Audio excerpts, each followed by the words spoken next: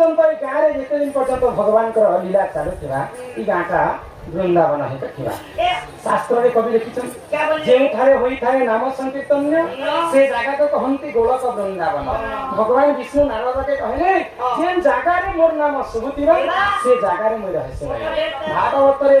जगन्नाथ दास कवि प्रमाण देले हां ई कलिजुगर आयुष हैला 4,32,000 वर्ष आमे समस्ते उपभोग करना हां हां तो जेते बेले कलिजुगर पाप अंशटा बढ़ी जिबा पुण्य अंशटा कमी जिबा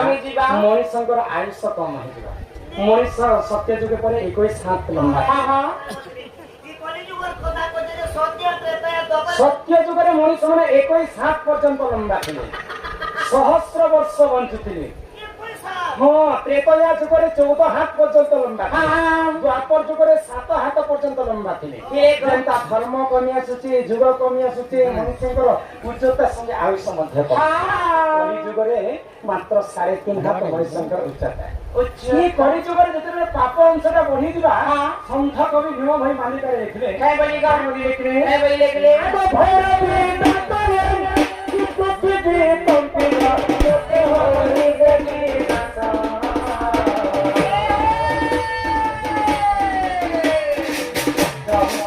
Okay.